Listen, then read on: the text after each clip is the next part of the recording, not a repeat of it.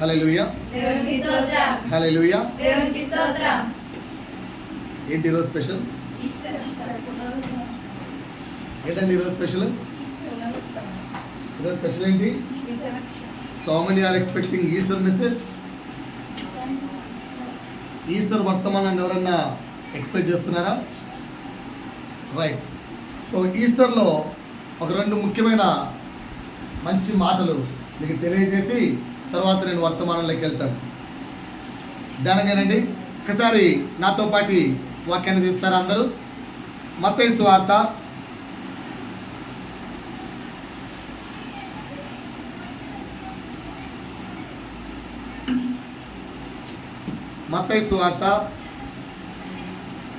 27వ అధ్యాయము 62వ వచనం. మరునాడు అనగా సిద్ధపరచు దినమునకు మరుసటి దినమున ప్రధాన యాజకులను పరిసయ్యులను పిలాతు వద్దకు కూడి వచ్చి. ఎవరండి? ఎవరు? ప్రధాన యాజకులు, పరిసయ్యులు. ఇంకొక మాట చెప్పాలంటే యేసును సిలువ వేయించిన వారు. యేసును సిలువ వేయించిన వారు అనొచ్చా? సిలువకు అప్పగించిన వారు అనొచ్చా? వారు ఎవరి దగ్గరికి వచ్చారు? పిలాతు వద్దకంటే ఏంటి? జడ్జ్ దగ్గరికి వచ్చి అయ్యా ఆ వంచకుడు. ఎవరు ఆ వంచకుడు? యేసు. Okay right. సజీవుడై ఉండినప్పుడు, బ్రతికి ఉండినప్పుడు 3 దినములైన తరువాత నేను లేచెదనని చెప్పినది. నేను చనిపోయిన 3వ దినాన మరలా తిరిగి లేస్తానని చెప్పినది మాకు జ్ఞాపకం ఉన్నది. చెప్పినది ఎవరికి జ్ఞాపకం ఉందట? దేవుణ్ణి సిలువకు అప్పగించిన వారికేమో యేసు 3వ దినాన తిరిగి లేస్తాడని జ్ఞాపకం ఉంది. అక్కడ ఆపే. మార్కు సువార్త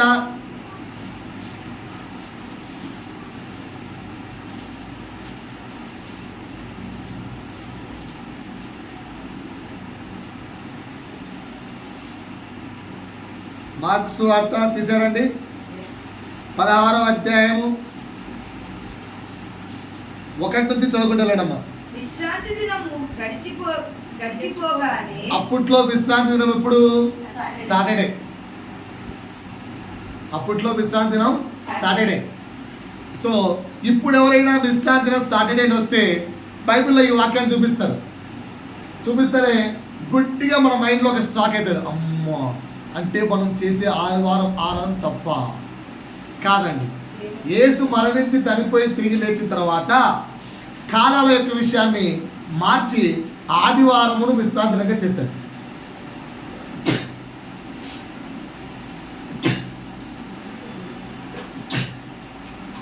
క్లియర్ సార్? ఆ తర్వాత మార్చేశారు. జ్ఞాపకం పెట్టుకోండి. రైట్, చదవండి. మగ్దలేని మరియయు, యాకోబు తల్లి అయిన మరియయు, రైట్, సలోమయు వచ్చి ఆయనకు పూయవలెనని సుగంధ ద్రవ్యములు కొనిరి. రైట్. వారు కొని ఏం చేశారు? ఆదివారమున పెందలకడ లేచి బయలుదేరి సూర్యోదయం అయినప్పుడు సమాధి యొద్దకు వచ్చుచుండగా సమాధి ద్వారము నుండి వరకు ఆ రాయి ఎవడు పొర్లించునని ఒకరితో ఒకరు చెప్పుకొనుచుండిరి. ఏం చేశారండి వాళ్ళు? ఎక్కడికి వచ్చారు? ఎందుకు వచ్చారు? ఎందుకు వచ్చారు? Body smell. అంటే అర్థం ఏంటి? ఆల్రెడీ యేసు చనిపోయి 36 గంటలు దాటిపోయింది. 36 గంటలు దాటిపోతే ఆటోమేటిక్గా ఏంటి? డీకంపోజ్ అయిపోయి స్మెల్ వస్తుంది. సో యేసు శరీరం నుంచి స్మెల్ రాకూడదని చెప్పి సుగంధ ద్రవ్యాలను తీసుకొని వచ్చారంట. ఎవరు? ఆడవారు. అందుకే దేవుడు ఈ పునరుత్థానాన్ని స్పెషలైజేషన్ ఫర్ లేడీస్ అంటారు. ఎందుకో అంటే అంత గ్రేట్నెస్ అంతా లేడీస్దే ఉంటారు. ఎట్లా చెప్పండి? మొట్టమొదట పునరుత్థానం తర్వాత మొట్టమొదట మాట్లాడింది ఎవరితో? స్త్రీలతో. మొట్టమొదటి కనిపించింది ఎవరికి? స్త్రీలు. ఆయన పునరుత్థానం లేచాడన్న సువార్త చెప్పింది ఎవరికి? స్త్రీలకు. అర్థమవుతుందా? వింటున్నారా? కానీ ఇక్కడ నేర్చుకోవాల్సింది ఒక మంచి మాట చెప్తానండి. ఏంటో తెలుసా? వీళ్ళు ఎందుకు సుగంధ ద్రవ్యాలు తీసుకెళ్లారు? బాడీ బాడీ స్మెల్ రాకుండా. అంటే శాస్త్రులకు పరిచయులకు మాత్రం గుర్తున్న, శాస్త్రులకు పరిచయులకే గుర్తున్న తిరిగి లేస్తాడన్న మాట, యేసు చెప్పిన మాట, ఆయన్ను నిత్యము వెంబడించే ఈ స్త్రీలకు శిష్యులకు గుర్తు లేదు. మర్చిపోయారు. ఓకేనా? ఇదే విషయాన్ని మళ్ళా చూద్దామా? లూకా సువార్త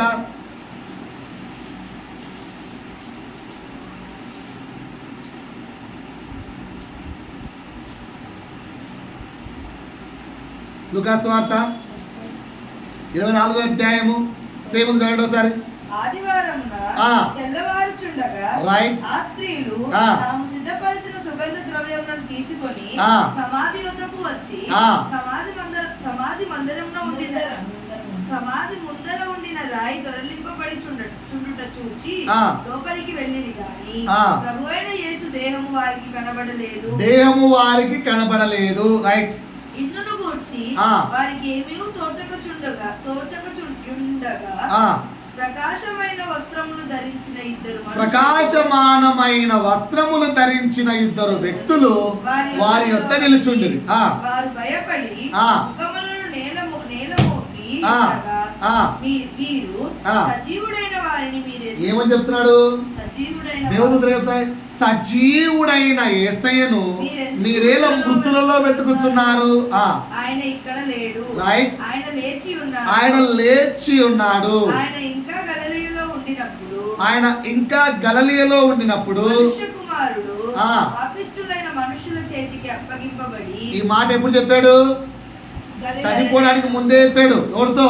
శిష్యులతో చెప్పాడు, ఈ స్త్రీలతో చెప్పాడు. కానీ ఎవరికి గుర్తులేదు. ఏమని చెప్పాడు?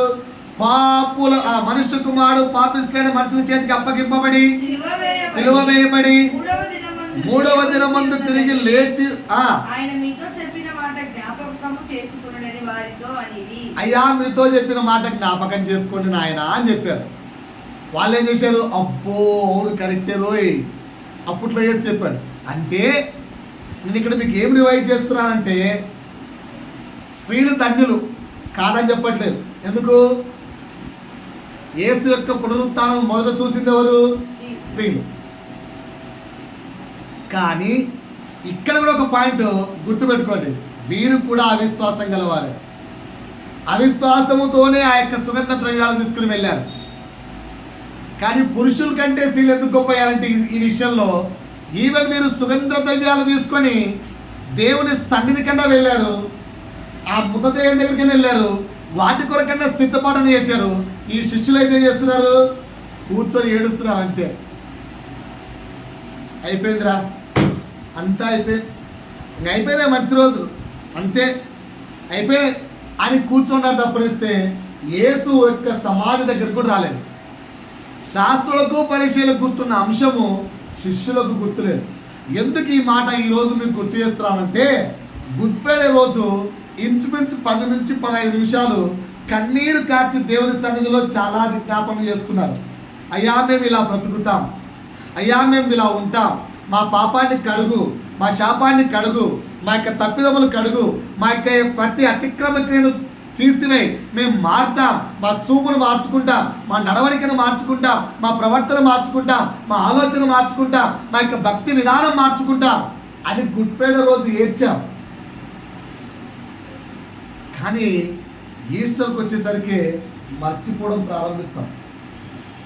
కనుక మరలా ఈరోజు గుర్తు చేస్తున్నాడు, పునరుత్థానమైన యేసు, ఆయన పునరుత్థానము మనకు కొత్త జీవమును ఇస్తుంది.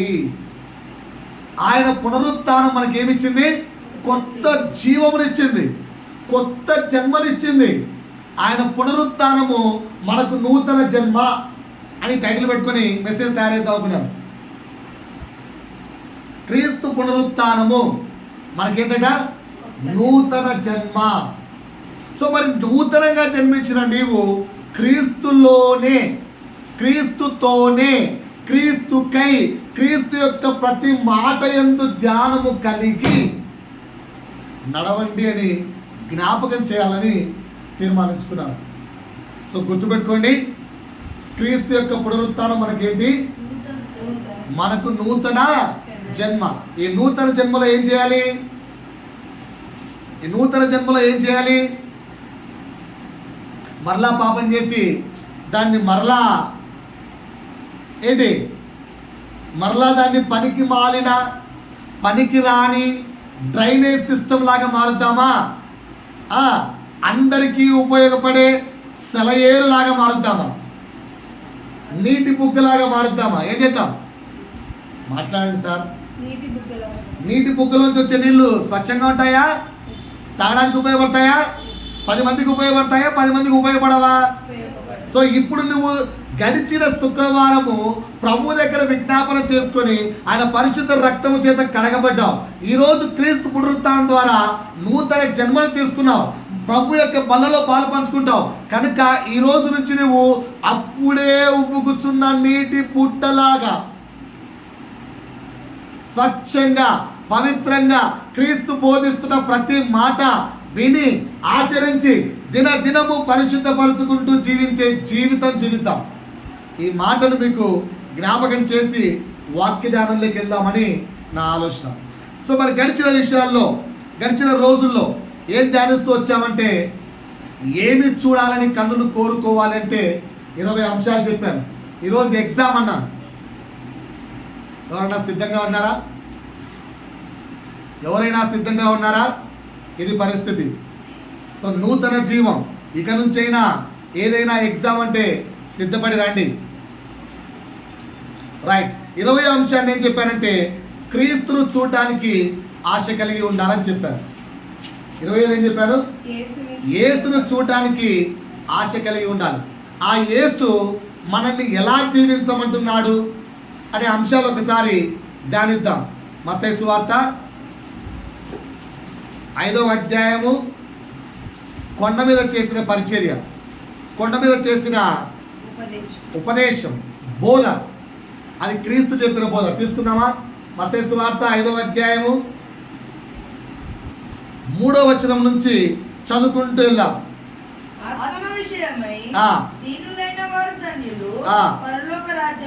ఇది మీకు 19వ మాట చెప్పేటప్పుడు వివరించాను. ఆత్మ విషయమై దీనులు లేదా దరిద్రులు, ఏదైనా కరెక్ట్ వాడే. దీనులు అంటే ఏం చెప్పారు మీకు ఎక్స్ప్లెనేషన్? అంటే చేయగలిగే సత్తా ఉన్నా కూడా నాది కాదు బలము, నా దేవుని ఎదుట నేను యోగ్యత లేని వాటిని ఒప్పుకోవడమే దీనత. అంత లోతుగా నువ్వు ఆత్మలో దీనంగా నువ్వు తగ్గించుకుంటే పరలోక రాజ్యం నీదే అని చెప్పారు. నెక్స్ట్, దుఃఖపడు వారు ధన్యులు, వారు ఓదార్చబడుదురు. రైట్. సాత్వికులు ధన్యులు, వారు భూలోకమును స్వతంత్రించుకొందురు. రైట్. నీతి కొరకు ఆకలి దప్పులు గలవారు ధన్యులు, వారు తృప్తిపరచబడుదురు. రైట్. కనికరము గలవారు ధన్యులు, వారు కనికరము పొందుదురు. హృదయ శుద్ధి గలవారు ధన్యులు, వారు దేవుడిని చూచెదరు. హృదయ శుద్ధి గలవారు ధన్యులు, వారు దేవుణ్ణి చూచెదరు. హృదయ శుద్ధి అంటే ఏం చెప్పాను మీకు? శుద్ధమైన హృదయం అంటే ఏం చెప్పాను? శుద్ధమైన హృదయం అంటే ఎప్పుడైనా ఏ క్షణములోనైనా నీ ఆలోచన బయటికి 10 మందికి చెప్పగలిగే ఆలోచన ఉంటే. ఫర్ ఎగ్జాంపుల్ చెప్తాను. అలా ఒక అందమైన అమ్మాయి నడుచుకుంటూ వెళ్తాను అనుకో, ఇలా చూస్తామా చూడమా? చూస్తాం.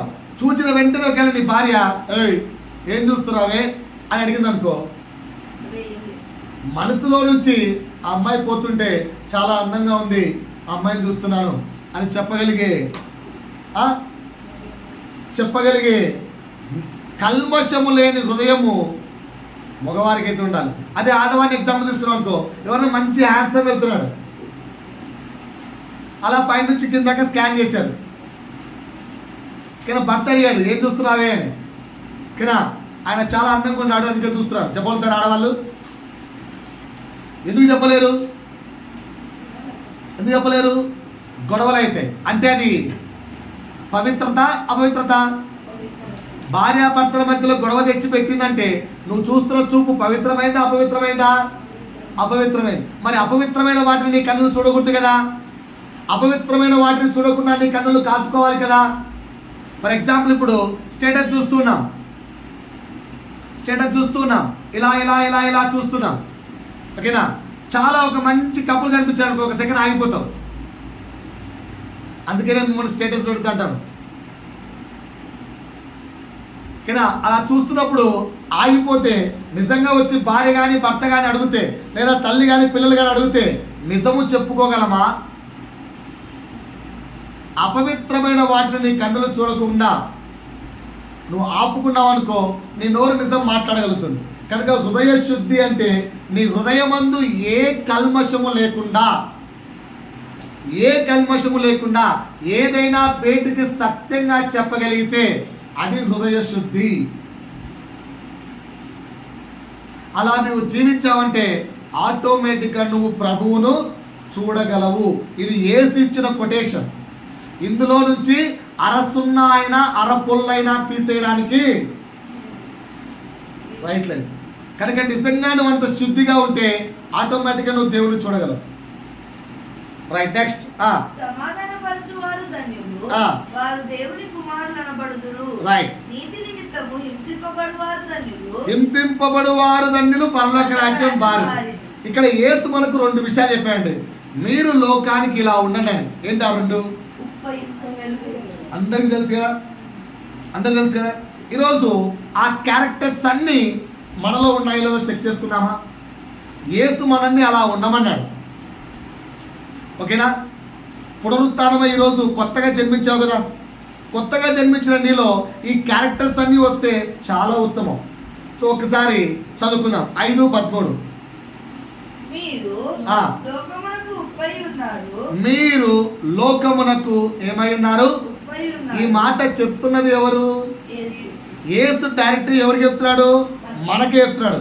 వి should be like a salt in the world. మనము ఈ లోకములో ఉప్పు వలె ఉండాలి. దేవుడు మనతో చెప్తున్న ఆజ్ఞాని, దేవుడికి మనకు చెప్తున్న ఆజ్ఞాతి క్రమం ఏమని నేర్చుకున్నాం? సో ఇప్పుడు ఇలా లేకపోతే మనం పాపులం అవుతాం. అందుకనే ఈరోజు నూతనంగా జన్మించారు కనుక నూతనంగా జన్మించిన మీకు లేదా మనకు ఈ విషయాలు నేర్పిద్దామని చెప్పి ఆలోచించాం. రైట్. ఉప్పులో ఉన్న 5 క్వాలిటీస్ చెప్తాను నేను, ఓకేనా. 5 క్వాలిటీస్ ఎప్పుడు చెప్పలేదమ్మా. ఉప్పులో ఉన్న 5 క్వాలిటీస్ ఎవరు చెప్తారు?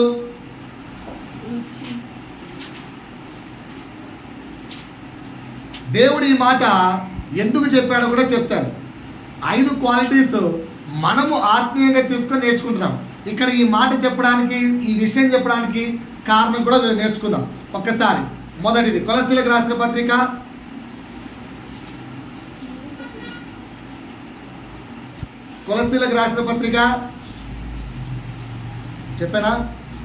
3 చెప్పారా? కానీ 3 కూడా గుర్తులేవు కదా, ఆడ చూసి బుక్ తిప్పడం కాదు.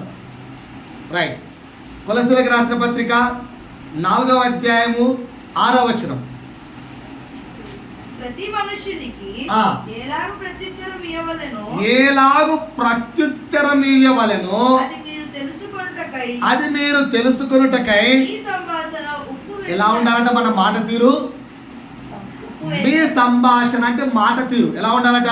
ఉప్పు వేసినట్టు ఎల్లప్పుడూ రుచిగలదిగాను కృపాసహితముగాను ఉండనీయుడి. రైట్. ఈ రోజు నుంచి ఒక తీర్మానం తీసుకుందాం. నేను ఎవరితో మాట్లాడినా కూడా నా మాటలు ఈ రోజు నుంచి కృపాసత్య సహితముగాను రుచికరముగాను ఉండేలాగున చూసుకుంటాను. ఎంతమంది రెడీగా ఉన్నారు నాతో పాటు? అది కుటుంబంలో కానీ కుటుంబం బయట కానీ, భర్తతో కానీ భార్యతో కానీ పిల్లలతో కానీ ఎలా ఉండాలంటే ఈరోజు నుంచి సార్ ఆ కృపా సహితం అంటే కూడా మాకు అర్థం కాలేదు సార్. ఎఫ్ఎస్సీలకు రాసిన పత్రిక 4వ అధ్యాయము 29వ వచనంలో చూడండి. మన మాటలు ఎలా ఉండాలో క్లియర్గా రాయబడింది అక్కడ. ఎలా ఉండాలట? వినువారికి మేలు కలుగునట్లు అవసరమును బట్టి క్షేమాభివృద్ధికరమైన మాటలే అనుకూల వచనమే పలుకుడి గాని దుర్భాష ఏదైనను సార్ నా వైపు చూడండి. ఎక్కడికైనా ఒక ప్లేస్కి వెళ్ళాం, ఏమో నా భయపడుతున్నాను, ఉద్యోగం వస్తుందో రాదో డౌట్ కొంది. చాలా మంది వచ్చాంటే అంటే నీకు ఉద్యోగం రాదు వేస్ట్ అన్నాం అనుకో, దాని ఫీలింగ్ ఏంటి చెప్పండి? రైడు ఉన్న కొంచెం కాస్త ఆశ కూడా తుంచేసాడు. Yes or no? సో దేవుడు ఏమంటారు అంటే, ఈ రోజు నుంచి నువ్వు ఏం మాట్లాడినా, ఈరోజు మనం కొత్తగా జన్మించాం, మళ్ళా దేవుడు ఇంకొక సంవత్సరం మనకు ఎరువు చల్లి పాద తీసి కాపాడుతా అంటున్నాడు. కనుక ఈ సంవత్సరం ప్రతిదీ కొత్తగా నేర్చుకుందాం. కానీ యేసు మనకు 1 year టైం ఇచ్చాడు. ఈ 1 year టైంలో మొట్టమొదటి నేర్చుకున్న మాట, ఈ రోజు నుంచి ఎవరితో మాట్లాడినా ఎలా మాట్లాడతాను? క్షేమాభివృద్ధికరమైన మాటలే మాట్లాడతాను. ఆచితూచి ఆ వ్యక్తికి బాధ కలగని మాటలు మాట్లాడతాను. ఓకేనా? చాలామందికి అర్థం కాని ఒక అంశం చెప్తాను. ఎప్పుడన్నా ఎవరైనా సైలెంట్గా ఉన్నారు అనుకో, మనం చాలాసార్లు అడుగుతాం, మాట్లాడతావు, ఊరికే సైలెంట్ ఉంటావు, మాట్లాడు. ఎందుకు వాడు మాట్లాడలేకున్నాడు? అక్కడ జరుగుతున్న సందర్భానికి వాడు నోరు తెరిస్తే ఎదుటి వాడికి గాయం కలుగుతుంది. కనుక నోరు తెరవకుండా ఉండట మంచిది అని అర్థం. ఎదుటివాడు చక్కగా మాట్లాడట్లేదు, రెస్పాండ్ కావట్లేదు అంటే మనము ప్రవర్తిస్తున్న ప్రవర్తన తప్పుగా ఉందని ఒకసారి ఎవాల్యుయేట్ చేసుకోండి. ఈ మాట గుర్తుపెట్టుకోండి. ఇంట్లో భర్త కానీ, ఇంట్లో డాడీ కానీ, ఇంట్లో పిల్లలు కానీ మౌనంగా ఉన్నారు, ఏం మాట్లాడట్లేదు. జరుగుతున్న సందర్భాలు ఏమైనా మిస్టేక్స్ ఉన్నాయా? మరి ఎందుకు ఈ వ్యక్తి సైలెంట్గా ఉన్నాడు? ఎందుకు ఈ వ్యక్తిని వాళ్ళు కావట్లేదు? జరుగుతున్న విషయాలు కరెక్టే ఉన్నాయి, అయినా ఈ వ్యక్తిని వాళ్ళు కావట్లేదు అంటే మేబీ ఏరే రీజన్లో ఉన్నాడేమో. ఎవాల్యుయేట్ అయితే చేసుకోండి. అర్థమవుతుందా? సో ఈ సంవత్సరం లేదా ఈ ఈస్టర్ నుంచి మీరు తీసుకోవాల్సిన మొట్టమొదటి తీర్మానం ఏం చెప్తున్నాను? ఎవరితోనైనా మాట్లాడే తీరు ఎలా ఉండాలి అంటే, బా వీడు మాట్లాడితే ఎంత మాట్లాడి వినాలనిపిస్తుందా? నేను ఎప్పుడు అనుకుంటుంటాను, రాంభవన్ దగ్గరికి వెళ్ళి ఈ మాట చెప్తుంటాను. తెలుసుగా రాంభవన్ అందరికీ? ఓకేనా? ఏంటో తమ్ముడు అంటే అన్న నీ దగ్గర నుంచి చాలా నేర్చుకుంటాను అన్నాను. నా దగ్గర మన తమ్ముడు నేర్చుకోవడానికి ఏమీ లేవు, ఇదే నేర్చుకుంటాను నాన్న దగ్గరికి వెళ్ళి. సమయానుకూలంగా సందర్భానుసారంగా ఎవరి హృదయాలు గాయపడకుండా శుతిమెత్తగా కత్తి దించేస్తాడు. శుతిమెత్తగా గొంతు కోసినట్టు గొంతు కోయించుకున్నట్టు తెలియకుండా గొంతు కోస్తాడు. మేమేమో కత్తి తీసుకొని కసాగా పొడిచేస్తాడు. ఆయన అంత కాదు, అంటూనే మెల్లగా చెప్పేస్తాడు. చాలాసార్లు ప్రయత్నిస్తూ వెళ్ళినప్పుడల్లా ఇలా మాట్లాడాలేమో, ఇలా చెప్పాలేమో అని. కానీ దేవుడికి ఎవరికి ఇచ్చిన తలాంత వాళ్ళకి అన్నట్టు ఆయన తలాంత అయింది, నా తలాంత. కానీ అది చాలా మంచిది. ప్రయత్నించండి. ఏంటి? ఎదుటి వారికి ఏమాత్రం గాయం కలగకుండా మనం మాట్లాడుతుంటే ఇంకా వినాలి అనిపించేటట్టుగా ఎస్ ఎస్ ఎస్, కానీ వాక్యం మాత్రం అలా చెప్పకండి భయ్యా సేవకులైతే. ఒకవేళ దేవుడు మిమ్మల్ని సేవకులుగా పిలిచి ఎవరికైనా బోధ చేసేటప్పుడు, ఎవరికైనా సువార్త చేసేటప్పుడు వాళ్ళ హృదయాలు ఆకర్షించాలని చెప్పి లేనిది ఉన్నది అన్నీ కలిపి వాళ్ళ హృదయాలు గెలుచుకోవాలని చెప్పి అబద్ధమైన సువార్త చెప్పకండి. అది కాదు నేను మాట్లాడే మాట. జనులతోని యొక్క మాట తీరు, సంభాషణ అనేది ఇలా ఉండాలని చెప్తున్నాను. అంతేగాని వాక్యాన్ని వాక్యలా చెప్పండి. అర్థమైందా? లాగి 2 పీకారు అనుకో, ఏం చెప్తారు? ఏది కొడతావే, ఏమైంది అంటారా? ఏసు ఒకసారి లాగి పీకారు తెలుసా? ఏసే చెప్పింటారు, అయ్యా నేనేమైనా తప్పు చేశానా? మరి తప్పు ఏమంటే ఎందుకుంటావు? ఎంత ప్రేమ చెప్పాడో కొట్టించుకున్నా కూడా. పిడి గుద్దులు గుద్దించుకున్నాక ఉమ్మి వేసుకున్నాక ఆయన చెప్పిండే ఇలా కది బైబిల్లో చదవడం ఉంది. అంటే అంత నింబలంగా మారిపోదాం. అప్పుడు ఎదుటివాడికి గాయం కలగకుండా మన భాష ఎలా ఉంటుంది? రుచికరంగా. దాని తర్వాత ఇంకొక సెకండ్ క్వాలిటీ. ఫస్ట్ క్వాలిటీ అర్థమైందా? ఉప్పుకున్న మొదటి క్వాలిటీ ఏంటండి? రుచినిస్తుంది. సో మన మాట తీరు ఎదుటివాడికి ఆసక్తి కలిగించాలి, లేదా ఇంకే కలిగించాలి. చదవండి మళ్ళా. ఎఫ్ఎస్సి 4:29. క్షేమాభివృద్ధి కలిగించాలి. రాసుకుని అక్కడ మన మాట తీరు ఈ సంవత్సరం ఎలా ఉండాలి? ఎదుటి వారికి ఆసక్తి, 2 క్షేమాభివృద్ధి కలిగించేలా ఉండాలి. అంతేగాని వాడి నాశనం కోరేలాగునా, వాడికి ఇంకా ఏది నిరాశ వచ్చేలాగునా, వాడికి ఇంకా విరక్తి వచ్చేలాగునా వద్దు. రైట్. రెండవ క్వాలిటీ, సాల్ట్ కూడా రెండో క్వాలిటీ చెప్పండి. సాల్ట్ కూడా రెండో క్వాలిటీ. సాల్ట్ కూడా రెండో క్వాలిటీ ఏంటంటే ప్రిజర్వ్ చేయడానికి ఉపయోగిస్తారు. మటన్ గిటన్ ఎక్కడో సముద్రాలకు వెళ్తారు, వాళ్ళు ఒక్కోసారి 15 రోజులు వెళ్ళిపోతారు. చేప పట్టి 15 రోజులు అవుతుంది. 15 రోజుల తర్వాత మనకు ఒడ్డుకు వస్తుంది. అయినా ఆ చేప చెడిపోకుండా, ఆ మాంసం చెడిపోకుండా ఏమేస్తున్నాం? ఉప్పు పెట్టి ప్రిజర్వ్ చేస్తారు. ఉప్పు ప్రిజర్వ్ చేయడానికి, అంటే నిల్వ చేయడానికి ఉపయోగిస్తారు. ఈ మాట యేసు పలకడానికి ముఖ్య కారణం అదే. మనకు నచ్చిన క్వాలిటీస్ చెప్పుకుంటున్నాం. ఇక్కడ యేసు ఈ మాట పలకడానికి ఉప్పు వలె, అంటే you should be like A preserver. నీవు ఈ లోకానికి ప్రిజర్వర్గా ఉండాలి ఈ సంవత్సరం. అంటే ఏంటన్నా మాకు అర్థం కాలేదు, ఒకసారి చెప్తాను, జాగ్రత్తగా. ఆదికాండంలోకి వెళ్ళండి. యేసు ఈ మాట పలకడానికి మెయిన్ రీజన్ ఇది. మనం ఏంటంటే మనకు నచ్చి అన్ని అనువదించుకుంటున్నాం. రైట్. ఆదికాండము 18వ అధ్యాయంకి వెళ్ళారా? 20వ వచనం చదవండి ఒకసారి. మరియు యెహోవా దేవుడు సొదొమ గొమొర్రాలను గూర్చిన మొర్ర చాలా గొప్పది గనుకను వాళ్ళు చేస్తున్న తప్పులు బహు భారమైపోయాయి కనుక నేను వెళ్ళి కిందికి.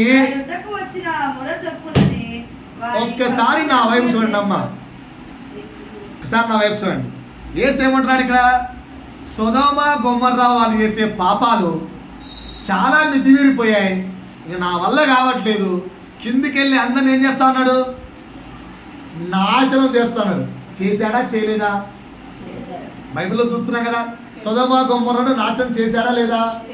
చేశాడా లేదా? కానీ చేసే ముందు ఏం చేస్తున్నాడు? అరే అబ్రాహాము, నా స్నేహితుడు రా, నువ్వు నీకు చెప్పకుండా చేస్తే నా మనసు ఒప్పుకోవట్లేదు అని అబ్రాహాంకి వెళ్ళి చెప్పాడు. అబ్రాహాం ఏం చేశాడు అక్కడ? బాగా చెప్పండి. డిఫైన్ చేసుకున్నాడు. ఓకేనా? మంచి బిజినెస్ మ్యాన్ అబ్రాహాం. అంబానీ కంటే కొన్ని రెట్లు 100 రెట్లు గ్రేట్ టాలెంటెడ్ బిజినెస్ మ్యాన్ అంట. మనం బైబిల్ మొత్తం చదివితే చాలా టాలెంట్ ఉంది ఆయన. ఓకేనా? ఆ రాజులతో వెళ్ళి గొర్రెల గురించి మాట్లాడుకుంటూ రాజు కంటే ఎక్కువ సంపాదించుకున్నాడు. రాజు అనేవాడు, ఒరే నువ్వు మా రాజ్యంలోకి వచ్చి ఇంత బిజినెస్ టెక్నిక్స్ ఏంట్రా బాబు, మాకంటే ఎక్కువ సంపాదించుకుంటున్నాం అంటే మళ్ళీ అక్కడి నుంచి గెంటేసేవాళ్ళు, ఇంకో ప్లేస్కి వెళ్ళిపోయేవాడు. అంత టాలెంటెడ్ బిజినెస్ మ్యాన్. కనుక దేవుడితో కూడా బిజినెస్ డీల్ చేస్తున్నాడు. చూసారా? సౌండ్ ఒకసారి మంచిగా అర్థమవుతుంది. 25 నుంచి 24 నుంచి.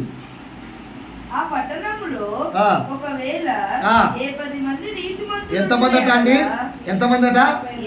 10 అంటే 50 మంది నీతిమంతులు ఉంటే నువ్వు దాని మీద అగ్నికంటే కలిసావు అనుకో, ఆ 50 మంది మీద చచ్చిపోతాడుగా. ప్రభువా, పాపం చేసేవాడిని సంపు వద్దని చెప్పలేదే, కానీ దాంతోపాటు మంచోళ్ళు చచ్చిపోతారుగా అని అడిగాడు. ఏమిచ్చాడు ఆన్సర్ దేవుడు?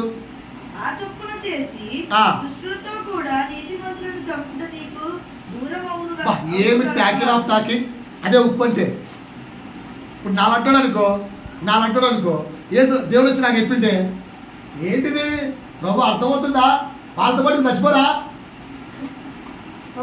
ఇది కరెక్ట్ కాదు. కానీ అబ్రాహాం అంటున్నాడు, అయ్యా ఒకవేళ నువ్వు గంధకాలేస్తే వీళ్ళు అంటే మంచోళ్ళను కూడా చంపాడని చెడ్డు పేరుకి వస్తాయి కదా ఆయన, అమ్మోడి గంట పేరు రావద్దు. అబ్బా ఏమి తెలియకపోండి, ఎంత ట్యాకిల్గా మాట్లాడుతూ చూసారా అబ్రాహాం. రైట్. ఇంకా యెహోవా ఏమన్నాడు? 50 అన్నాడు. 50 మంది కూడా లేరురా అన్నాడు.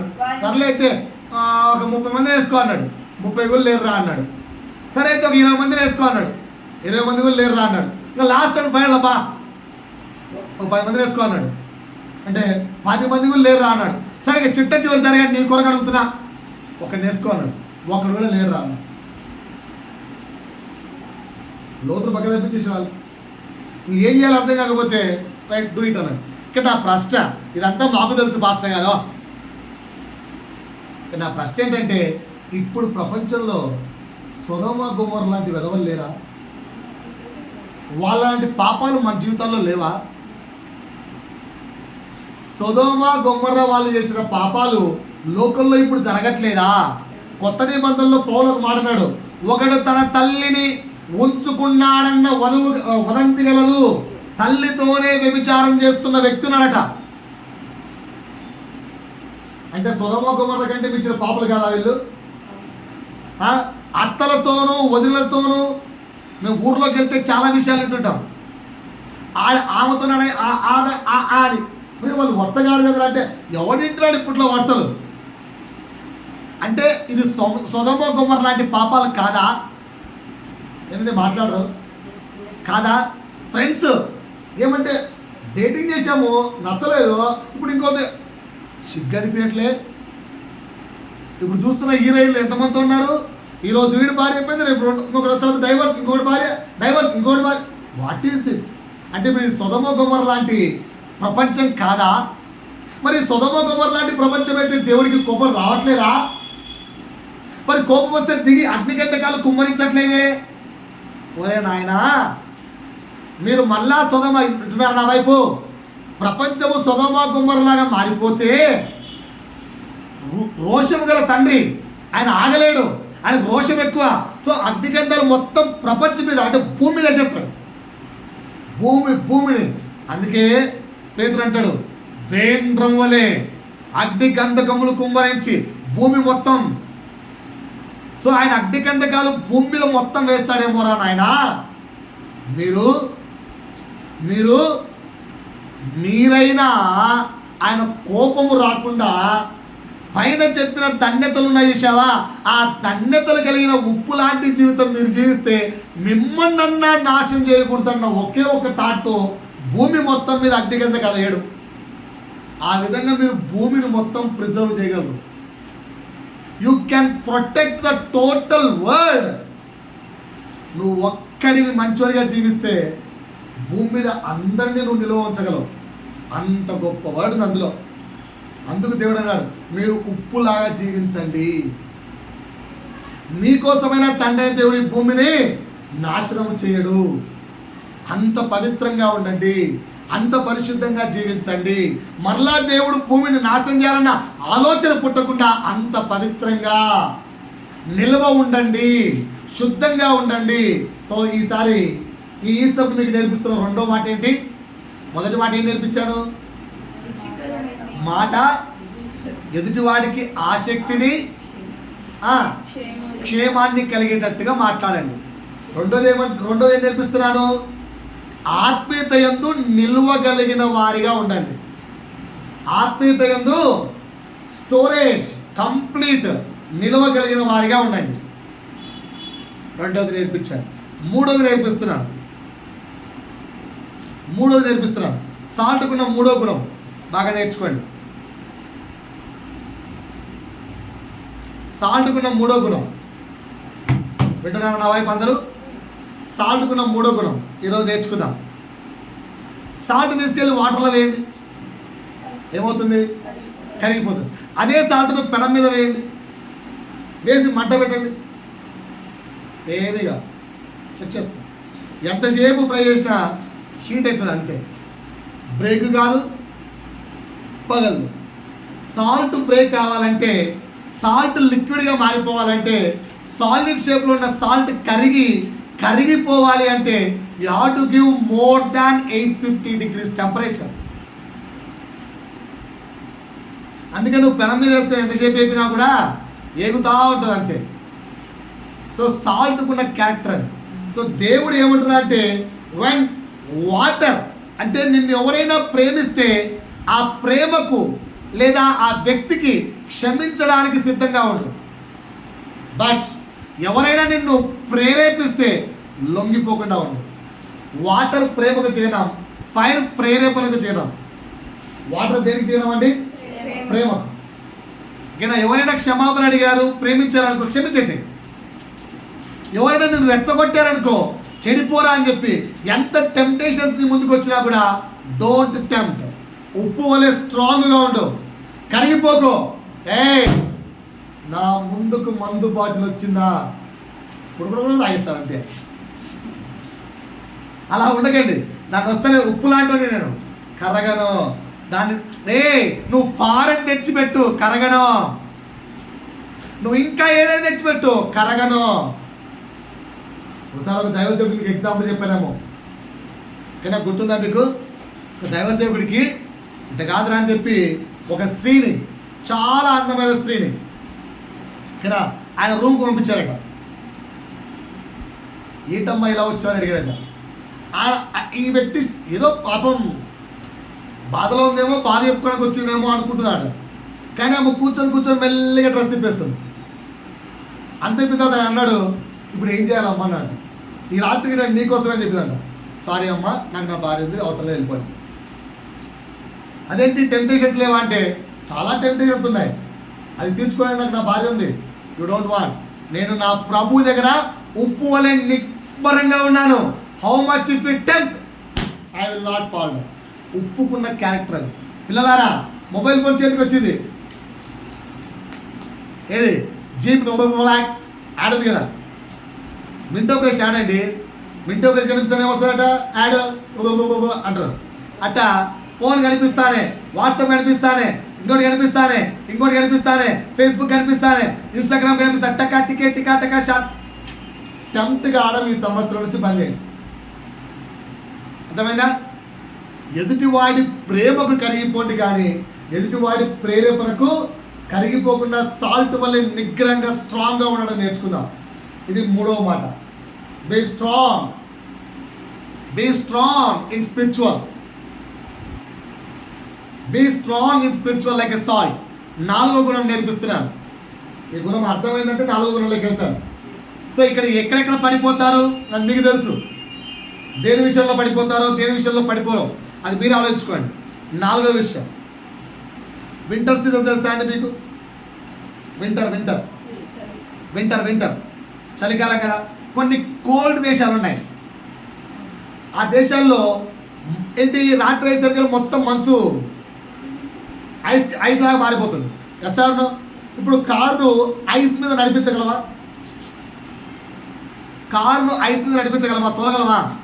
మరి ఆ ప్రదేశాల్లో మొత్తం ఐస్ ఫామ్ అయిపోతుంది కదా. మరి డ్రైవింగ్ ఎట్లా క్లీన్ చేస్తారు? ఎలా క్లీన్ చేస్తారు? అంత గట్టిగా ఉన్న ఐస్ను వెళ్ళి నువ్వు టపాక్ అని ఎంత కొట్టినా కూడా నువ్వు క్లీన్ చేసేసరికి సాయంత్రం అవుతుంది. అర్థమవుతుందండి? ఈ సైజులో ఐస్ ఫామ్ అయిందనుకో, దాన్ని బద్దలు కొట్టి మొత్తం క్లీన్ చేయాలంటే రోడ్ అంతా ఈవినింగ్ అయిపోతుంది. So what they will do, early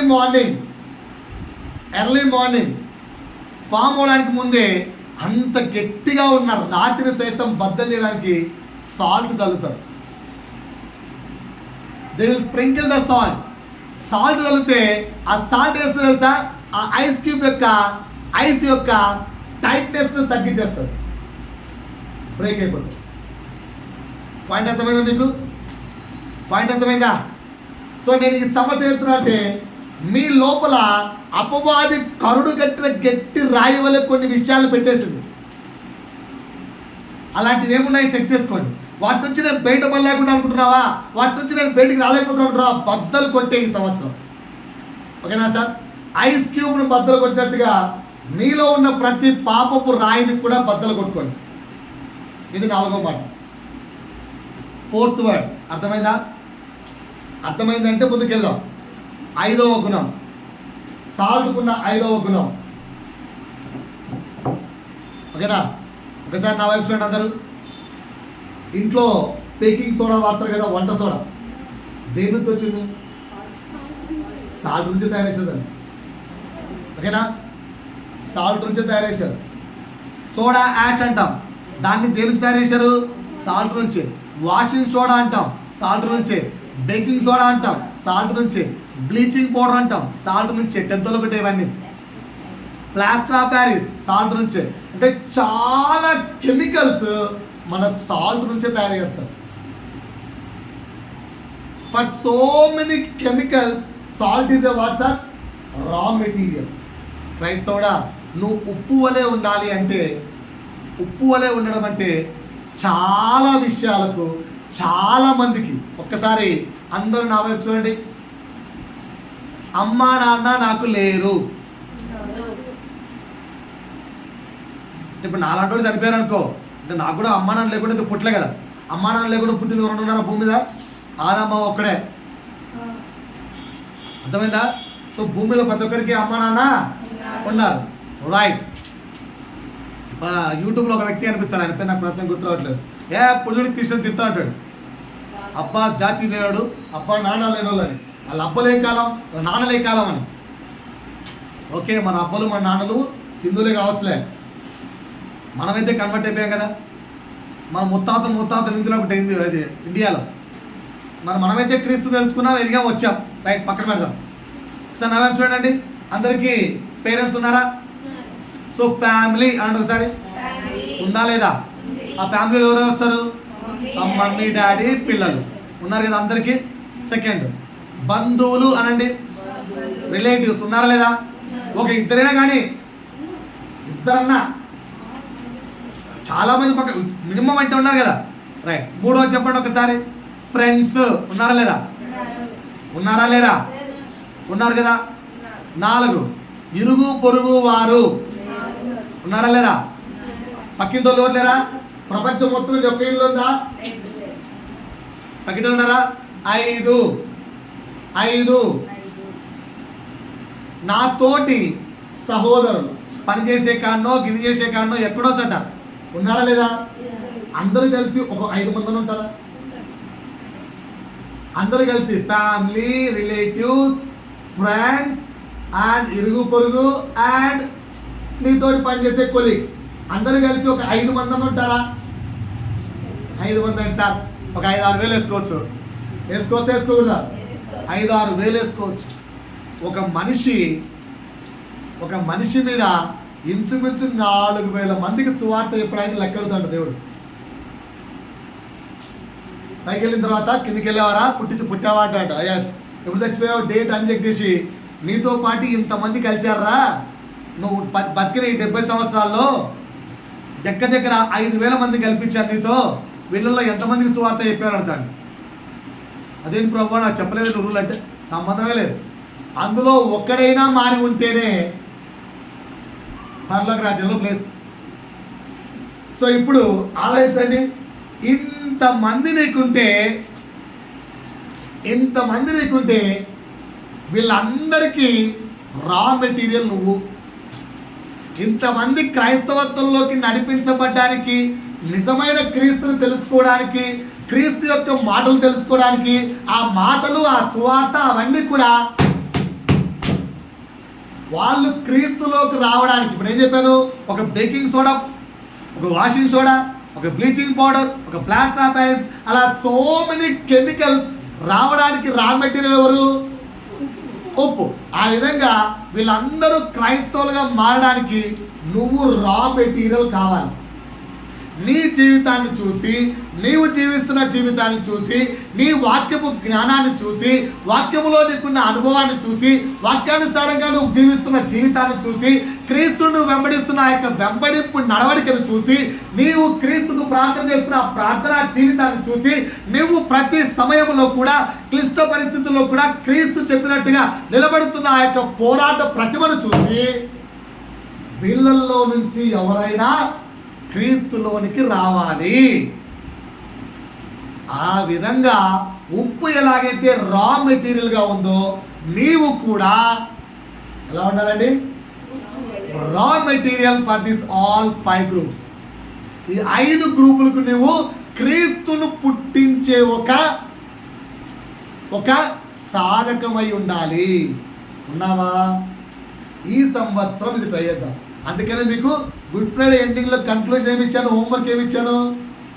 next good ఫ్రైడేకి వచ్చేసరికి నీతో పాటు నీ పక్కన నీవు తెచ్చిన ఒక కుటుంబం ఉండాలి.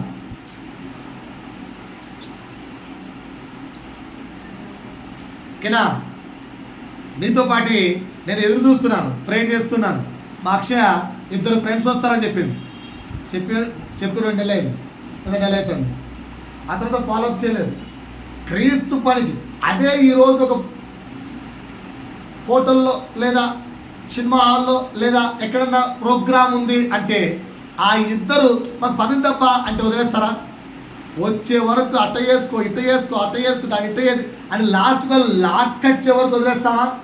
లోకపు విషయాలైతే లాక్కేస్తున్నాం, అవసరం లేకపోతే అవసరాన్ని క్రియేట్ చేసుకుంటున్నాం. ఆత్మ సంబంధ విషయాల్లో మాత్రం వెనకడిగేస్తున్నాం. వాళ్ళు రాకపోవడం మన తప్పు కాదు, వచ్చే వరకు ఫాలో అప్ చేయడం. ఒక టీచర్ని అడుగుతున్నాను, నిన్న రాత్రి కళ్ళకి వచ్చింది ఆ టీచర్. ఏంద్ర ఈమె కళ్ళకి వచ్చింది అనుకున్నాను. ఓకేనా? అరే ప్రభా ఏంటి ఆమె 4 సార్లు అడిగావు చర్చికి రమ్మని, రాలే. ఈరోజు వెళ్ళి అమ్మ రేపు పండగమ్మ, పండగ కన్నా చర్చికి రావచ్చు కదా అని అడగచ్చు కదరా. అంతేరా 4 సార్లు ట్రై చేసేది, వదిలేసేది. అవును ప్రభా కరెక్టే, అడగలేదే. దేవుని పని మీద మనకు ధ్యానం ఉండదు. వాళ్ళు వస్తారా రారా పక్కన పెట్టు. అదే మనకు అవసరం ఉంటే, అదే మనకు ఏదైనా పని ఉంటే, ఒక 10,000 డబ్బులు ఇస్తా అంటే 1కి 100 సార్లు. అదే దేవుని పని అయితే అడగడానికి కూడా 4 సార్లు కూడా బాధపడం, 5 సార్లు 6 సార్లు 7 సార్లు 1,00,000 సార్లు 1,00,00,000 సార్లు చచ్చే వరకు. అదే అపోజిట్ పౌలు ఉంటే వదిలేస్తాడా? అదే అపోజిట్ పౌలు ఉంటే వదిలేస్తాడా? మరి మనం కూడా పౌలు లాంటి వాళ్ళమే కదా. ఎందుకు పౌలు వదిలేడు తెలుసా? పౌలుకు ఒకే ఒక ఆశ, నా క్రీస్తు పునరుత్థానం లేచాడు, ఆ పునరుత్థాన అనుభవం నాకు కావాలి. ఎప్పుడైతే ఈ ఈస్టర్ రోజు నీకు ఆ పునరుత్థాన అనుభవం కావాలని ఆశ నీలో పడుతుందో, నేను చెప్పిన ఈ 5 పనులు ఈ రోజు నుంచి నీలో స్టార్ట్ అయిపోవాలి. ఏం చెప్పాను? 5 పనులు చెప్పండి. మొదటి పని ఏం చెప్పాను? నీ మాట తీరు ఈ రోజు నుంచి ఉప్పు వలె ఎదుటివాడికి ఆసక్తి కలిగించేదిగా, క్షేమాభివృద్ధి కలిగించేదిగా ఉండాలి. రెండో మాట ఏం చెప్పాను? నీవు దేవుని యొక్క ఆత్మీయ విలువలు, ఆత్మీయతను నిలువ చేసుకునేవాడిగా, ఎక్కడ దాన్ని కోల్పోకుండా you should be like A preserver. దేవుడు నీతిమంతుని వెతుకుతే